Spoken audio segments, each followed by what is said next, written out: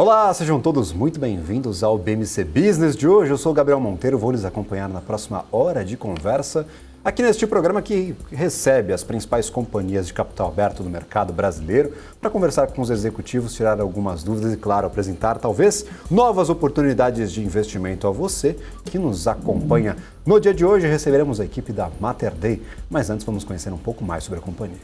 A Mater Dei é uma rede integrada de prestação de serviços hospitalares e oncológicos. A companhia é uma das maiores redes de Minas Gerais e, após o seu IPO em 2021, expandiu a sua atuação para os estados da Bahia, Pará e Goiás.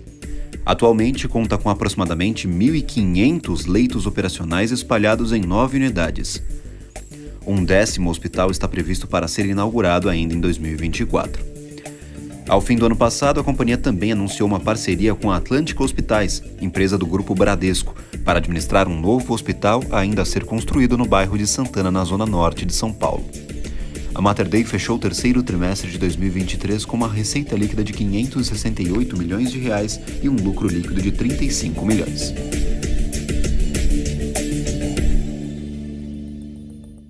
E para você que se pergunta onde receber informações oficiais, onde eu consigo os dados operacionais dessas companhias, basta acessar o canal de Relações com Investidores. Coloca o nome da empresa que você está buscando, aquela companhia que você está monitorando para incluir na sua carteira de investimentos e ao lado dela, na barra de pesquisas, coloque Relações com Investidores.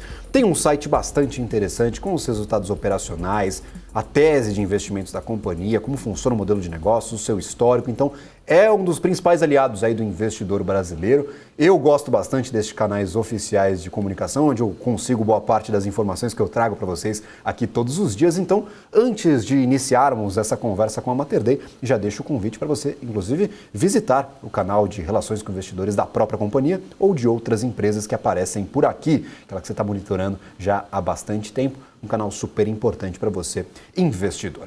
Para começar essa nossa conversa, eu gostaria de convidar à nossa tela José Henrique Salvador, CEO da Mater Dei. Muito obrigado pela participação, sempre um prazer receber a companhia por aqui. Você pela primeira vez, então seja bem-vindo ao BMC Business. Muito obrigado, Gabriel. Parabéns pelo canal, parabéns pela forma que vocês têm trazido aí para o mercado informações consistentes. E estamos à disposição aqui para estar juntos e conversar um pouco sobre a nossa tese, sobre a nossa história, inclusive, sobre o que faz da Rede Mater Dei ser a Rede Mater Dei.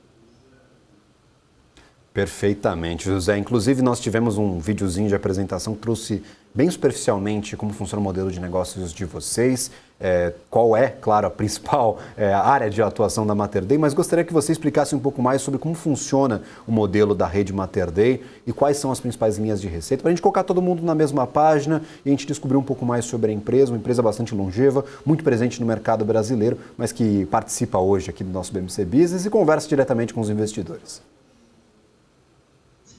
Muito obrigado, Gabriel. Nós nascemos em 1980, a Rede Mater Dei, através do sonho do nosso fundador, José Salvador Silva, ainda presente, presente nas nossas vidas e presente aqui no dia a dia também da nossa instituição, com seus 93 anos, que completa em agosto desse ano, Somos uma empresa familiar, a Rede Mater Dei, que nasceu em Belo Horizonte, e ao longo da sua história construiu alguns outros hospitais aqui na região metropolitana de BH. Hoje são 3 hospitais na região metropolitana de Belo Horizonte, estamos indo para o 4º, Nesse ano de 2024 a gente inaugura um 4º hospital em Nova Lima, aqui também na região metropolitana de Belo Horizonte. Com o tempo a gente viu que tínhamos construído uma plataforma robusta, de gestão de ativos hospitalares, de construção, de gestão, de ativos hospitalares, e definimos por crescer também de forma inorgânica. Então, a partir do ano de 2021, nós fizemos um IPO para poder capitalizar a companhia, para poder fazer aquisições em outros estados, em outras regiões, e levar o modelo, de saúde, de atenção médico-hospitalar que a Rede Mater Dei presta ao longo de toda essa trajetória.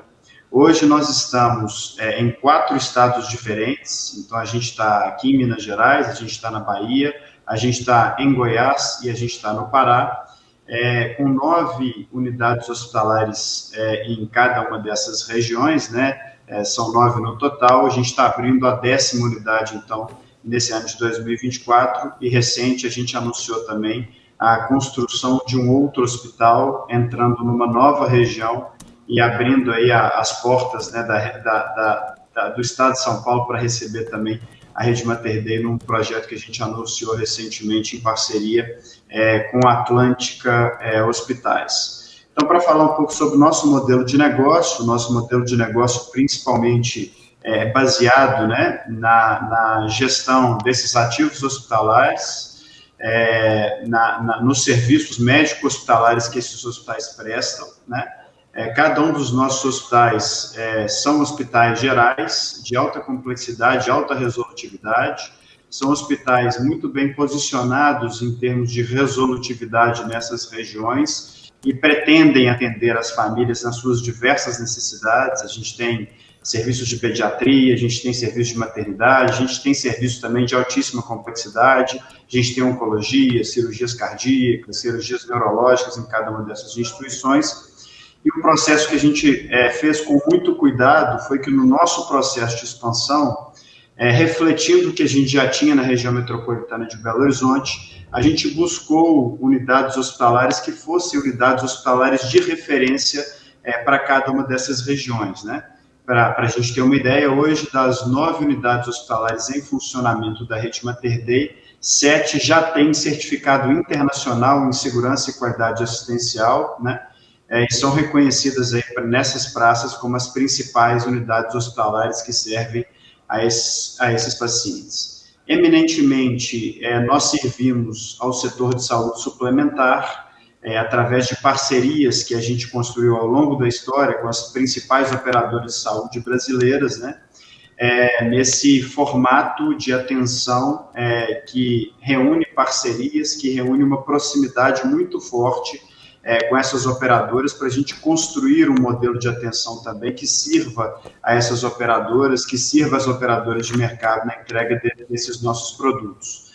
Nas nossas linhas de atuação, então, nós temos todas as especialidades e temos uma atuação fortíssima também em alta complexidade, conforme eu falei.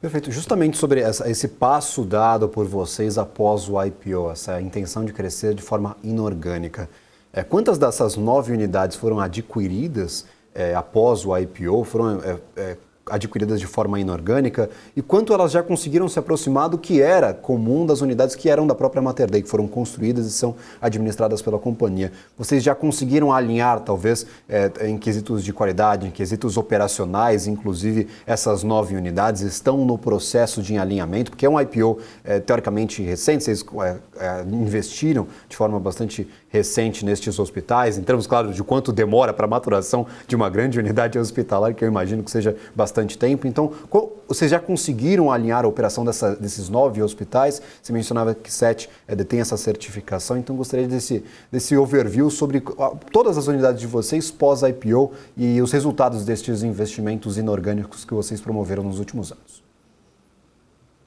Perfeito, Gabriel. Então, após o ano de 2021, foi um período de expansão intensa para a Rede Mater Dei, né? Porque além dessas unidades que foram adquiridas, foram 5 unidades adquiridas, nós também inauguramos uma unidade nova, né, numa construção que foi o Mater Dei de Salvador, na nossa incursão ali para a Bahia, né?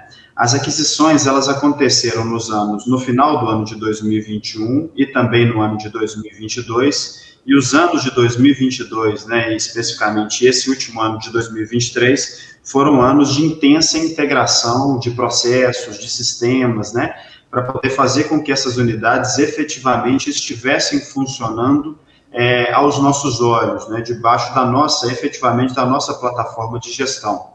Nós tomamos, né, inclusive, a decisão de trazer essas unidades para os mesmos sistemas de controle que a gente tem, para os mesmos sistemas, né, de tecnologia, de informação, para a gente ter certeza, né, que processos e tecnologia rodassem de forma eficiente nessas unidades. Esse ano de 2023, esse ano que passou, então, ainda foi um ano da gente conseguir fazer essas migrações, fizemos grande parte das migrações de sistema, fizemos as integrações em suprimentos, né, que é uma sinergia importante na atividade médico-hospitalar, né? Fizemos também uma integração importante nas estruturas comerciais, nas estruturas de recursos humanos, nas estruturas de tecnologia e informação, em todas as estruturas de back-office. Hoje a gente tem as estruturas de back-office corporativa da Rede Mater Dei atuando, né, e servindo as nossas diversas unidades. Então a gente pode falar hoje, né, com convicção que as diversas unidades do grupo funcionam em protocolos, em processos, em sistemas, que são os processos, protocolos e sistemas core que a Rede Mater Dei criou ao longo do tempo. A gente ainda tem um processo de desenvolvimento para que essas unidades atinjam o grau de maturação que aquelas unidades nossas da região metropolitana alcançaram ao longo desses 44 anos de história, né? Então, a gente fala da maturação em termos, né, de experiência do paciente, em termos de qualidade assistencial, em termos de indicadores econômicos financeiros, né, que traduzem a sustentabilidade financeira para essas unidades ao longo do tempo, em termos, né, de relacionamento com o corpo clínico, né, que são os médicos, são partícipes importantes da formatação estratégica da Rede Mater Dei, mas todas elas estão sob o mesmo planejamento estratégico, né, compartilhando das mesmas metas e indicadores relevantes, e a gente tem cada vez mais puxado essas unidades para performarem aqueles níveis que a gente acredita que elas podem performar e que fundamentaram o plano de negócios de cada uma delas, né? Isso, inclusive, né, para a gente poder falar sobre qualidade assistencial, segurança. Nesse último ano, a gente lançou o nosso Anuário de Excelência Clínica, um anuário que reúne os principais indicadores assistenciais da Rede Mater Dei, num processo de dar mais transparência em relação à qualidade intrínseca dos produtos, né, que a gente entrega na nossa instituição, e lá nesse anuário a gente já tem refletido diversos indicadores de relevância assistencial para cada uma dessas unidades, né? Só lembrando aqui de cabeça, né, as unidades nossas hoje de Uberlândia, as duas unidades são top performer em termos, né, de qualidade assistencial nas UTIs, né? São unidades que são top of mind também para aquelas unidades, para aquelas praças, né? Então, cada vez mais essas unidades vêm demonstrando que todo o potencial e todo o plano, né, que a gente acreditava para elas, efetivamente ele vai se desenvolver aí ao longo dos próximos anos.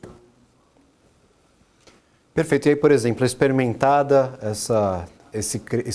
este crescimento inorgânico por vocês após 2021 com a aquisição de algumas unidades, 5 ao total, como você bem mencionava. Experimentado também o nascimento do zero de unidades, como foram todas as primeiras unidades administradas por vocês.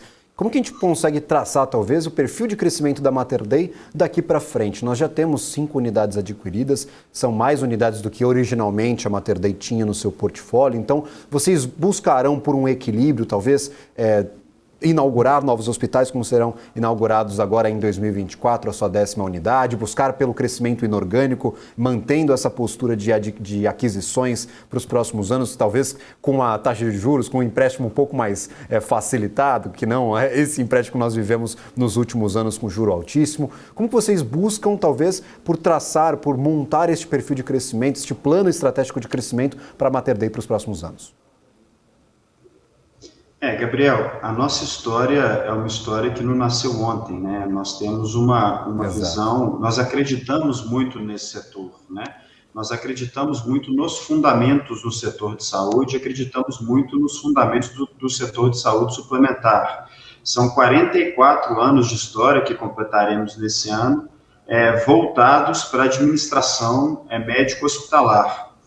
Se a gente for ver fatores relacionados a envelhecimento populacional, se a gente for ver fatores relacionados a crescimento de renda e emprego, né? Se a gente for ver momentos mais favoráveis em termos de estabilização econômica para os próximos anos, principalmente em algumas das regiões onde nós estamos alocados hoje em dia, né? Nós fizemos movimentos de crescimento pensando também no crescimento de renda, no crescimento de emprego e no desenvolvimento econômico de algumas das regiões mais relevantes, né, do país. A gente acredita que nós estamos muito bem posicionados para cada vez mais destravar valor para cada uma dessas regiões. Então, tem um vetor importante de crescimento embedado na rede Mater Dei, relacionado ao quanto organicamente cada um desses nossos hospitais pode crescer em cada uma dessas praças, seja na região metropolitana, mas seja também no desenvolvimento dessas unidades adquiridas em cada uma das praças. Isto dito, a gente continua focado, né, muito focado, em novos vetores de crescimento para a rede Mater Dei. E nisso a gente avalia dois formatos de crescimento: os crescimentos por aquisição, com um olhar minucioso em relação a oportunidades que podem surgir no setor. Não é segredo para ninguém que o setor está em consolidação, continua em consolidação, e a gente continua observando, né, oportunidades que podem ser importantes para a companhia, seja em crescimento por aquisições de ativos focados em cada uma das praças, ativos isolados que podem trazer valor para a rede Mater Dei, né, se bem desenvolvidos, principalmente esses ativos isolados nas praças onde a gente já está alocado, mas também a gente cada vez mais observa oportunidades de crescimento transformacionais para a companhia, né? É importante dizer que nós temos uma limitação de posicionamento, de filosofia, em termos do quanto de dívida que nós vamos trazer para a companhia, né? Nós temos um balanço saudável e nós queremos manter um balanço saudável para a gente poder contrapor as sazonalidades, a volatilidade que existe naturalmente no setor, no mercado brasileiro e especificamente no setor de saúde também brasileiro, né? Setor de saúde suplementar. A gente tem a clara evidência disso. E a outra via, que é a via do crescimento orgânico, né, de observação de novos projetos, a gente continua seguindo nessa via, né? No ano de 2024, por exemplo, a gente vai inaugurar uma unidade nova, que é o Mater Dei Nova Lima, compondo a nossa estratégia de posicionamento na região metropolitana de Belo Horizonte, em uma das regiões que tem a maior renda per capita do país, se não a maior renda per capita do país, né? Também já anunciamos para os próximos anos, né, a operação de um novo hospital em São Paulo, através também de um greenfield. Então, o mercado, né, os investidores, né, as pessoas em geral, os parceiros em geral, podem sim esperar outras possibilidades, né, de construção de outros ativos em algumas praças selecionadas. É justamente uma das dúvidas, eu tenho diversas, né? Cabeça de jornalista é assim, viu, ô José Henrique? A gente tem um monte de pergunta e aí elas ficam vindo a todo tempo. Mas eu tô aqui à frente deste programa já há bastante tempo, recebo empresas de diversos segmentos e às vezes a gente tem aquelas companhias que são justamente colocadas a mercado como empresas consolidadoras. Elas vão crescer inorganicamente, elas vão crescer ali de forma bastante agressiva, mas em alguns segmentos você tem, teoricamente, não vou dizer que a liberdade para errar, mas você tem ali a premissa de uma unidade estar em período de maturação, então não ter talvez os padrões alinhados com o restante da rede, o que está ali posto para outras unidades, caso do setor, sei lá, de centro de distribuição logística. Às vezes você pode cometer alguns erros na distribuição logística, você tem a premissa de admitir clara maturação ainda da unidade, a aplicação de algumas metodologias, a gestão. Eu não imagino isso ao setor de saúde, então talvez seja aí um dos grandes desafios crescer no segmento de saúde, mantendo a qualidade, que eu sei que é um dos pontos primordiais para você, esse nível de excelência até um pouco acima do que está em média no mercado, é justamente um dos pontos ali de atenção para, claro, vamos crescer, mas também não dá para crescer de forma desenfreada, tomando mais dívida do que estamos dispostos a tomar ou colocando em risco essa também qualidade do serviço. Você também enxerga talvez este posicionamento de cuidado, inclusive com a qualidade neste crescimento previsto para a Mater Dei? Sem sombra de dúvidas, Gabriel, é crescer sem perder a nossa essência. Isso é fundamental para a rede Mater Dei. O nosso presidente do conselho, doutor Henrique Salvador, que até recentemente estava como CEO da rede Mater Dei, fala algo que para a gente é muito relevante e muito caro, né? Nós não queremos ser um amontoado de hospitais, nós queremos ser Mater Dei nas regiões que a gente definir, exatamente porque a gente veio para esse setor para ficar. A gente veio para desenvolver nossas atividades e contribuir, né, para o setor de saúde brasileiro e contribuir para cada uma dessas regiões.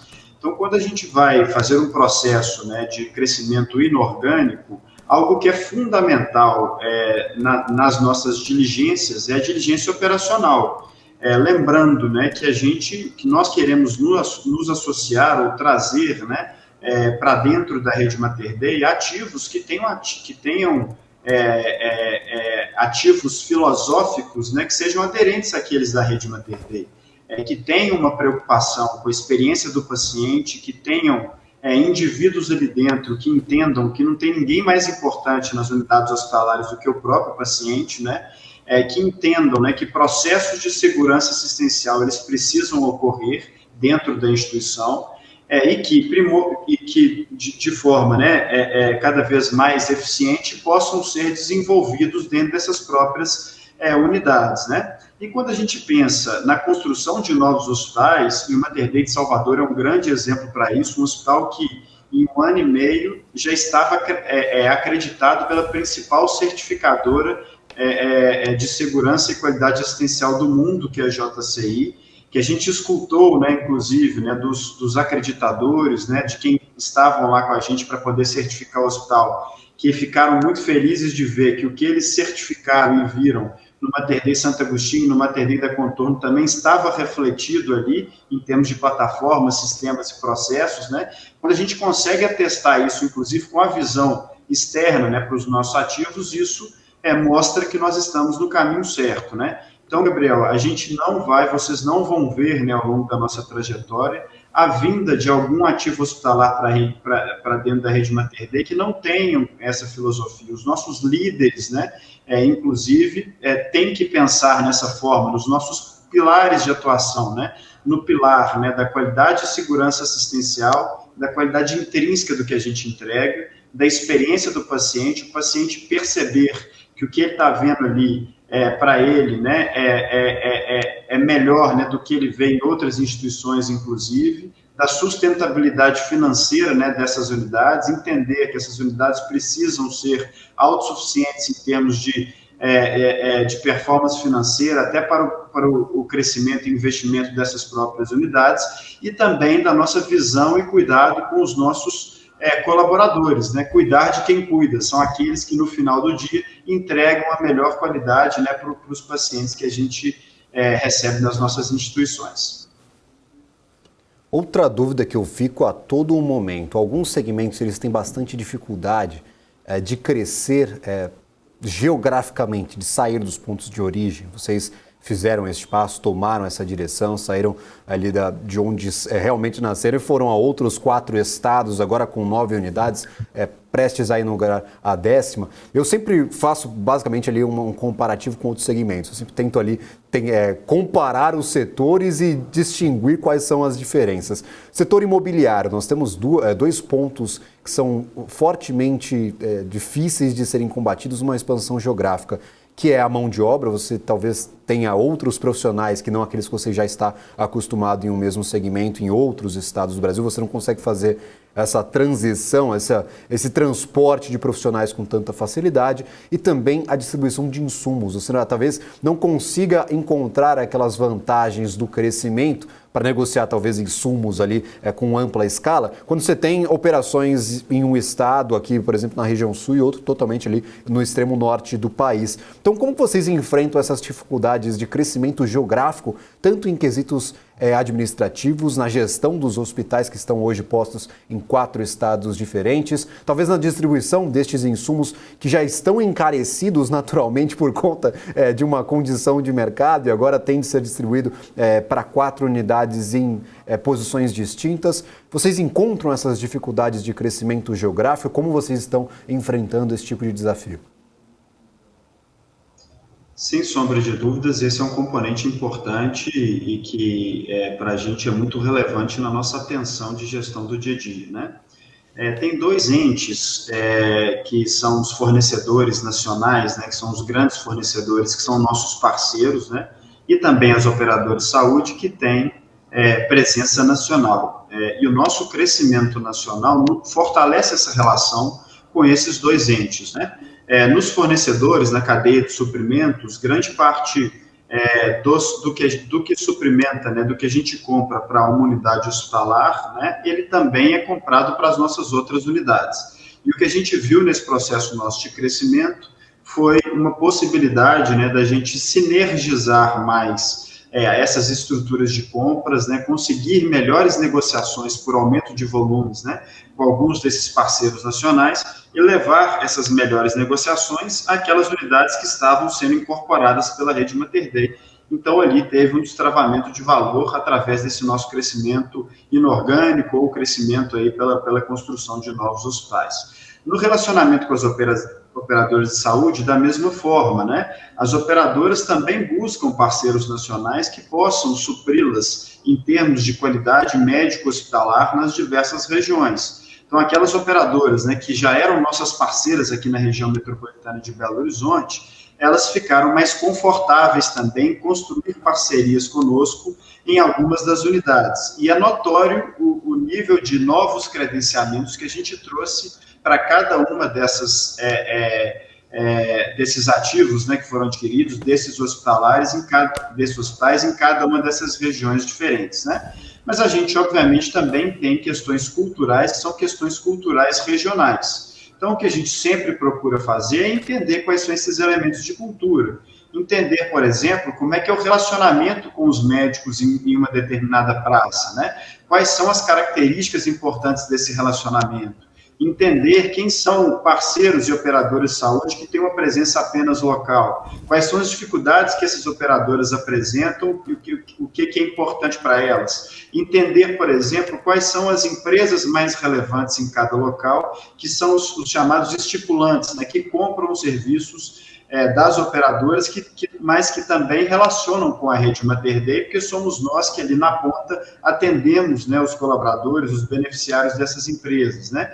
Entender, né, como é que a gente precisa de regionalizar a rede Mater Dei, de novo, sem perder a nossa essência. E isso é fundamental, né, Gabriel, que a gente consiga trazer os líderes certos, né? As pessoas corretas para tocar cada um desses nossos negócios. E a gente sempre faz um blend entre aqueles colaboradores, aqueles líderes, né, que já conhecem muito bem a cultura Mater Dei, mas a gente tem um processo de recrutamento e seleção robusto, né, para poder, guardadas aquelas características que a gente considera fundamentais, entender quais são esses executivos e líderes locais que vão entregar, né, com base nos valores, nos princípios, no propósito da rede Mater Dei, aqueles princípios que são negociáveis. Então, ao longo desse tempo, a gente tem conversado com muita gente, a gente tem sido procurado, inclusive, por executivos, né, cada vez mais se interessam pelo nosso modelo de gestão. Em cada projeto local, cada projeto regional, a gente procura alocar aqueles executivos que possam entender, né, as localidades, as diferenças locais, mas que tenham a possibilidade, né, de levarem esses princípios, propósitos e valores da rede Mater Dei para cada uma dessas regiões. Perfeito. José Henrique, a gente vai para um rápido intervalo, vou interromper essa nossa conversa um pouquinho, essa ótima conversa. Tenho mais milhões de perguntas aqui na manga, até a minha cabeça está fervilhando aqui com um monte de questões a vocês da Mater Dei, mas a gente tem que fazer este rápido intervalo comercial, mas é rapidinho mesmo, você que está nos assistindo não saia daí, daqui a pouco tem mais BMC Business.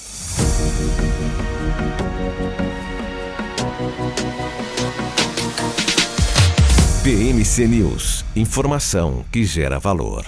Estamos de volta ao BMC Business de hoje, sempre com as principais companhias de capital aberto no mercado brasileiro. Você já conhece o nosso programa semanal. Se você está curtindo esta conversa, já volte. Deixe aí agendado na sua caderneta. Semana que vem, volte por aqui, teremos outra companhia conversando conosco, falando um pouquinho sobre operações, sobre segmentos, sobre um pouco do cenário macroeconômico que estão enfrentando, desafios, oportunidades, sempre por aqui no BMC Business. Hoje a conversa com a Mater Dei. Então vamos de volta aqui a conversa com o presidente da companhia, diretor-presidente.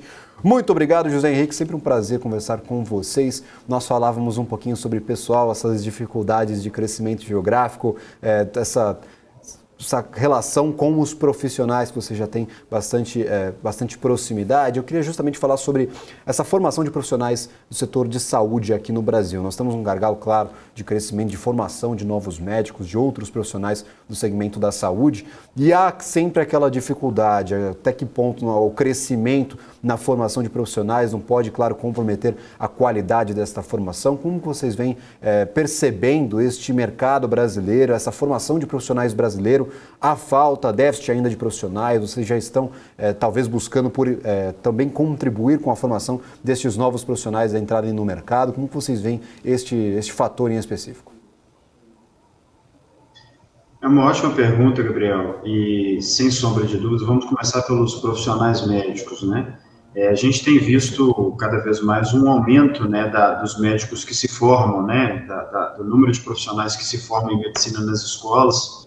Aumentou bastante aí nos últimos anos a disponibilidade de vagas, né, em faculdade de medicina, inclusive, né, um negócio que teve um crescimento, né, através de um fundamento econômico importante para quem conseguiu investir, né, e que conseguiu crescer em termos de formação desses profissionais nas escolas, nas universidades, e esse foi um ponto que sempre também nos preocupou bastante, né? Como eu disse anteriormente, a participação do médico na nossa estratégia, ela é fundamental, o engajamento, né, do profissional médico naqueles pilares do que a gente considera mais relevantes aqui para a rede Mater Dei também é fundamental. Hoje nós temos nas nossas unidades mais de 150 médicos, né, fazendo especialização ou fazendo residência, né, nas nossas instituições, e são residência e especialização em diversas especialidades, né? Então, em ginecologia obstetrícia, cirurgia geral, em pediatria, em cardiologia, né?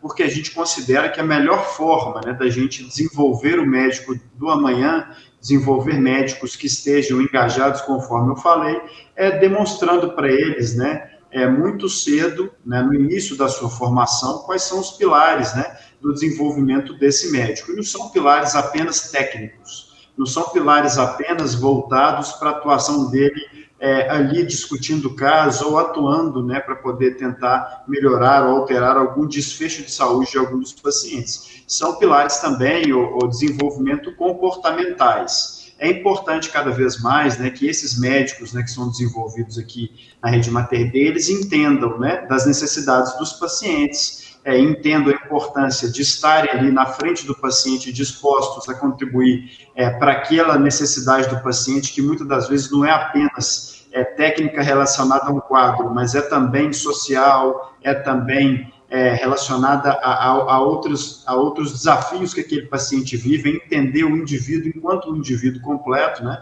Então, esses médicos, eles passam por diversos programas aqui nas nossas instituições, inclusive, em alguns desses programas, os médicos, eles transitam entre unidades, né? Não só aqui, por exemplo, na região metropolitana, mas nós temos residentes hoje da rede Mater Dei que rodam em Salvador, que rodam em outras unidades, que rodam em Belém, para poder entenderem os desafios nacionais que a rede Mater Dei tem.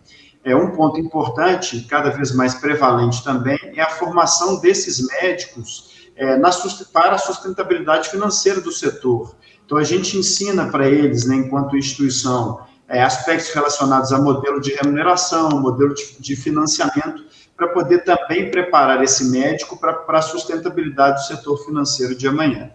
Além do profissional médico, né, a gente tem também outros diversos profissionais que são formados aqui na rede Mater Dei. A gente tem um processo robusto de formação e especialização de enfermeiros, né, que saem da faculdade e ficam com a gente aqui também como especializandos, né, num projeto de pós-graduação, para que depois possam se tornar líderes enfermeiros das nossas instituições. O profissional da enfermagem, ele é o motor da instituição. Ele é aquele que, ao longo do dia, está mais próximo do paciente, mais próximo dos processos, né, que impacta veementemente, né, a capacidade da instituição ser mais eficiente. Inclusive, nós podemos falar um pouco mais sobre eficiência daqui a pouco, se você tiver interesse. Então, são os enfermeiros e também os técnicos de enfermagem.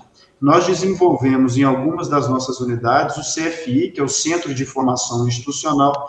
Os técnicos de enfermagem, depois de fazer os seus 2 anos de curso técnico, eles ficam com a gente pelo menos mais 1 ou 2 anos para poder serem contratados pela Rede Mater Dei e poderem desenvolver o seu papel dentro da nossa instituição. Porque, de novo, né, o técnico de enfermagem e o enfermeiro são aqueles que estão mais presentes no dia a dia da instituição e mais presentes com o nosso paciente no final do dia.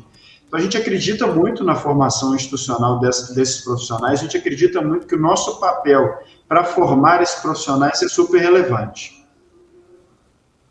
Perfeitamente. Justamente sobre eficiência era a minha próxima pergunta. Eu estou aqui com a minha colinha, faço as minhas anotações sempre aqui antes do programa, falando um pouquinho sobre estrutura de custos. A gente teve uma elevação até que significativa nos gastos, nos custos de vocês no último ano. A gente ainda não tem, claro, os dados do quarto trimestre de 2023, mas o consolidado dos 9 primeiros meses, nós já temos aí, por exemplo, do terceiro trimestre do ano passado para o terceiro trimestre de 2022, um crescimento nas despesas com insumos de 16,9%, de pessoal com quase 40%, 39,6%, crescimento das despesas com serviços hospitalares 34,4% e com manutenção de 30%.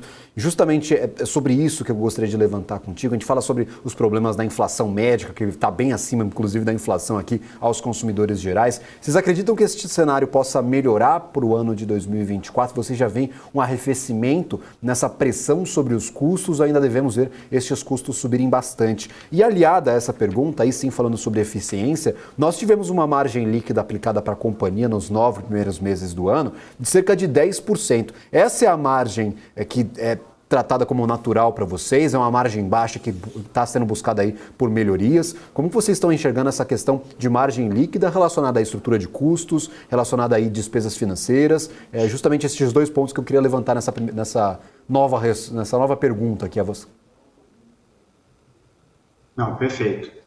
Nós temos trabalhado fortemente para melhorar nossas margens, né? A gente tem que entender, quando a gente analisa a companhia como um todo, que a gente teve uma aceleração e uma rampagem de ativos que ou estão iniciando, né, que é o caso de Salvador, que é um hospital que ainda está em crescimento, mas é um hospital que está em crescimento forte de receita, né, para aquela instituição e ainda não tem os mesmos níveis de margem que outros nossos hospitais mais maduros têm.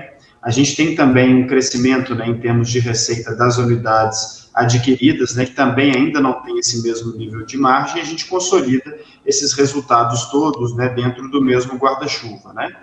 O que a gente tem trabalhado bastante é para fazer com que cada uma dessas unidades melhorem em termos de performance também dessa sustentabilidade financeira.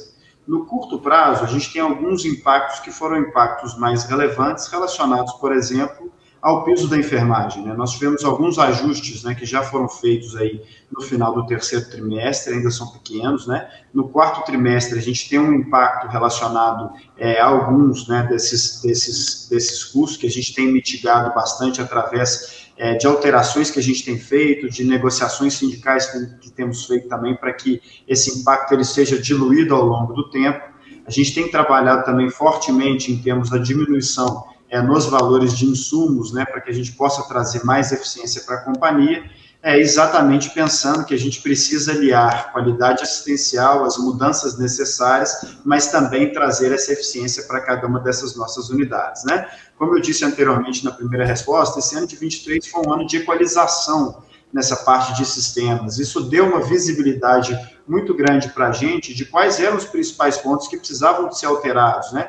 Quais eram os desperdícios que aconteciam em cada uma dessas unidades, quais eram as necessidades de atuação para poder mitigar, né, alguma perda, né, que existia em alguma delas, ou uma melhoria de resultado assistencial em outras delas, ou resultado financeiro, na verdade, né, em outras delas. É nisso que a gente tem trabalhado bastante, né? Pensando no futuro e respondendo sua pergunta, nós não estamos, né, satisfeitos com o nível de performance que a gente tem. A gente entende que essas unidades estão com essa performance por questões conjunturais e por questões ainda, né, de maturação de alguns processos, e a gente entende que no ano de 2024, isso já está em orçamento, inclusive, cada uma dessas unidades precisa atuar e vamos atuar para que elas melhorem os resultados operacionais e resultados financeiros de cada uma delas. Eu não sei se você pode me passar esse tipo de informação, é uma pergunta que eu sempre faço aqui para o pessoal que aparece no BMC Business. Justamente, a gente fala sobre melhoria de margem. Você tem alguma ideia de uma margem que seria saudável, que vocês buscam aí para aplicação na companhia? Pode ser a margem operacional, a margem líquida, não sei o que vocês utilizam normalmente por aí, por favor. Tá, a gente normalmente não bate um valor específico, né, Gabriel? Mas o que a gente pode falar é que a gente tem um histórico, né, de margem operacional na companhia, a gente tem um histórico, né, de margem operacional nas nossas unidades, são as unidades mais maduras, e o que a gente busca é trazer cada vez mais as unidades adquiridas para o mesmo patamar de performance dessas unidades mais maduras da companhia. Isso a gente não faz em 1 ou 2 anos, né? A gente tem um tempo de maturação para que essas unidades performem nesses níveis, né? E a gente sabe exatamente quais são os ponteiros ali que a gente precisa mexer para poder fazer com que a gente chegue lá. É nosso compromisso, né, que a gente faça isso de maneira sustentável. A gente não toca a companhia trimestre a trimestre, né? Os feedbacks importantes que a gente recebe trimestre a trimestre, os resultados que a gente divulga trimestre a trimestre, eles são importantes e são uma bússola relevante para a companhia. Mas tem, obviamente, diversas outras frentes e fatores que são importantes serem observados também para que a gente possa trazer sustentabilidade para a companhia no médio e longo prazo, né? Aliar diversos fatores para que essas instituições, inclusive, consigam se posicionar de forma mais relevante nas localidades onde elas estão inseridas. O nosso compromisso no médio e longo prazo é a gente trazer todas essas unidades para uma performance financeira superior, e é para isso que nós vamos atuar, e é nisso que nós estamos muito focados nesse próximo ano. O ano de 2024 continua sendo um ano de forte integração dessas unidades, né, de melhoria dos resultados delas, né?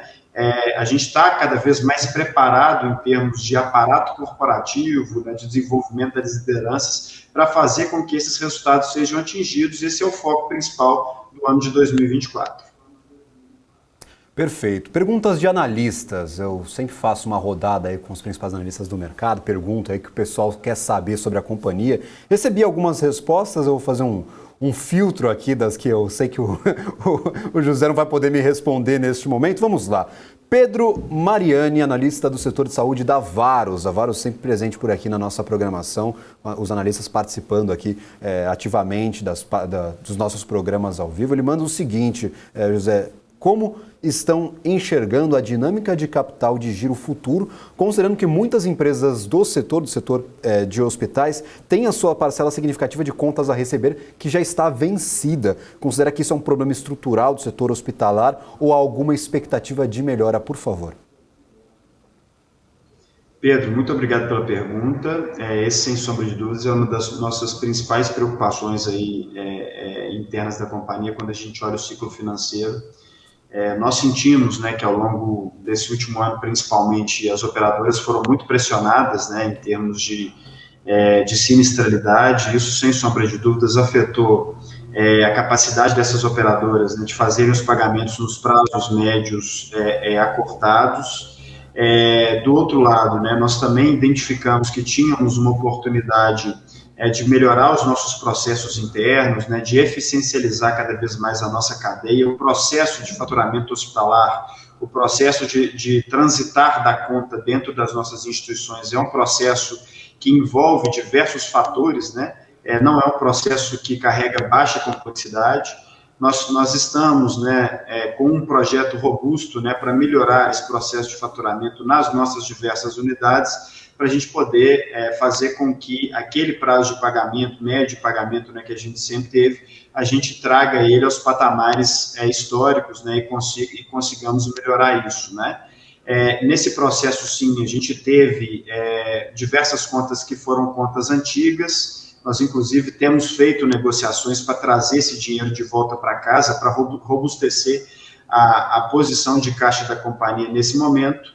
É um processo que, sim, carrega atenção, que carrega preocupação, mas nós estamos muito focados para que isso não se perpetue ao longo do tempo, e a gente acredita que a gente pode ter bastante sucesso nisso com as alavancas que a gente tem trabalhado.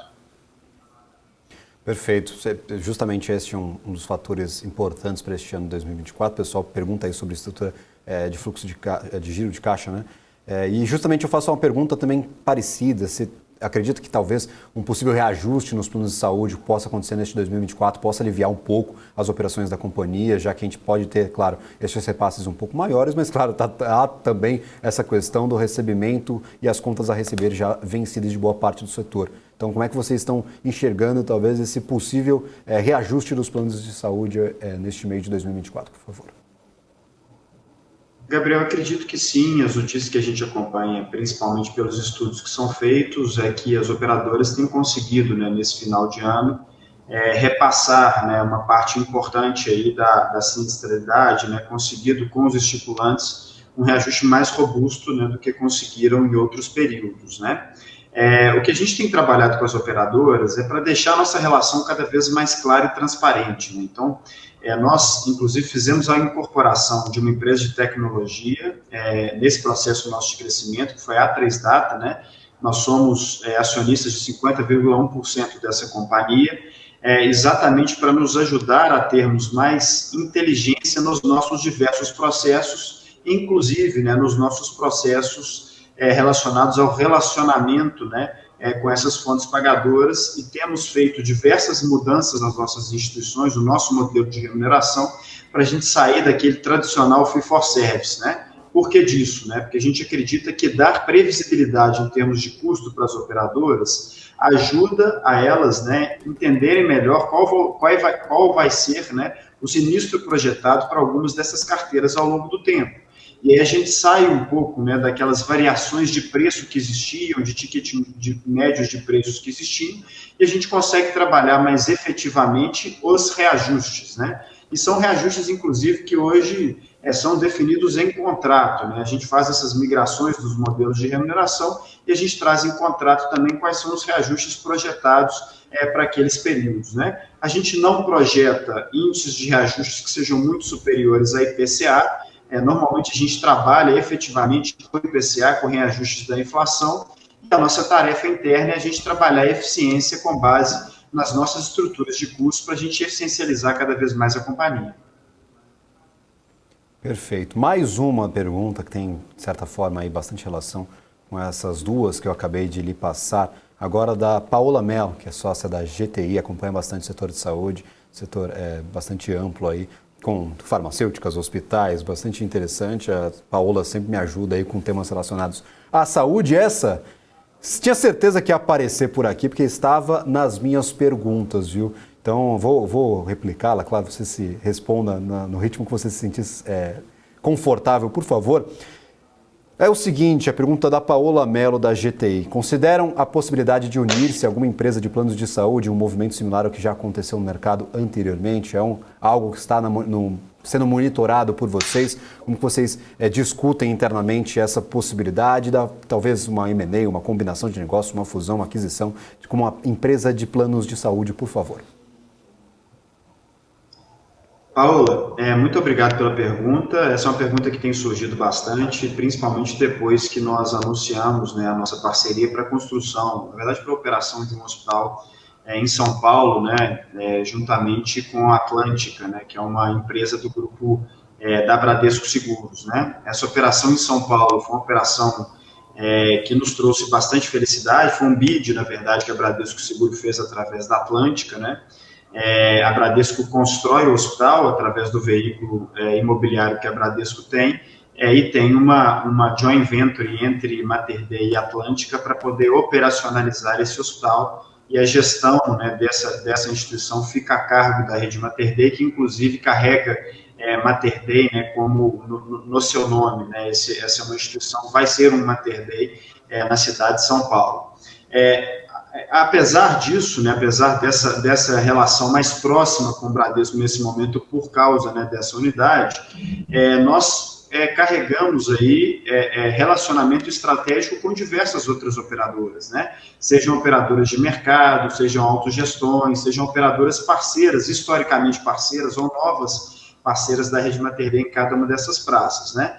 Não tem necessariamente, né, nenhum tipo de conversa em termos de associação societária. Tem, sim, diversas conversas relacionadas a formatação de produtos, a um relacionamento mais próximo, né? A forma que nós podemos verticalizar virtualmente as nossas operações, entendendo, né, que onde começa o trabalho de um termina de outro, né?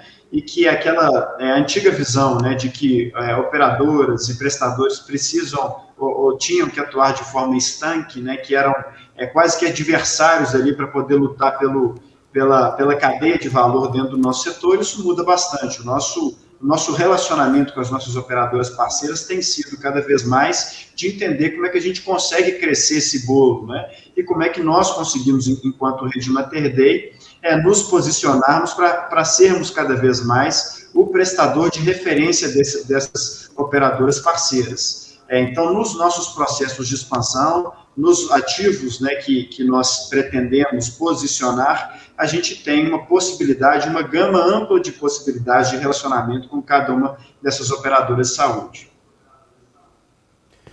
Perfeito. Eu gostaria de agradecer imensamente, José Henrique, muito obrigado pela participação por aqui, foi um prazer lhe receber no BMC Business. Já deixo o convite para próximas participações, estamos às vésperas aí talvez de uma boa temporada de resultados, vamos monitorar aí ao longo do ano, a gente vai ter a estreia aí, a inauguração da 10ª unidade da Mater Dei, então será extremamente bem-vindo aqui durante todo o ano de 2024 e também além. Muito obrigado, agradeço imensamente por ceder parte do seu tempo a conversar conosco.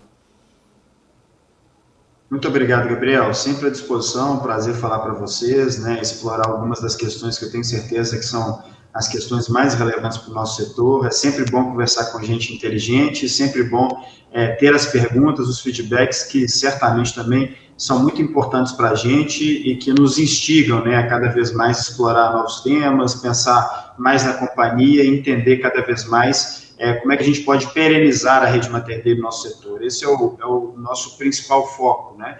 É o foco de crescermos com qualidade, continuarmos no nosso foco de crescimento, né, com perenidade, né, e conseguirmos cada vez mais posicionar a Rede Mater Dei como uma das principais redes hospitalares do país.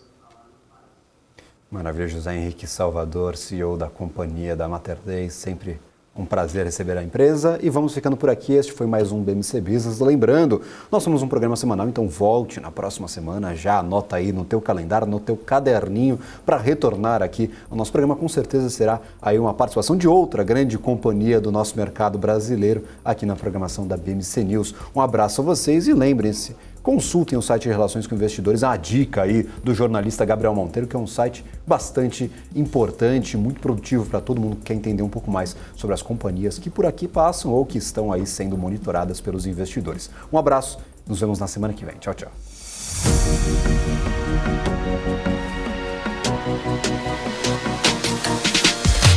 BMC News, informação que gera valor.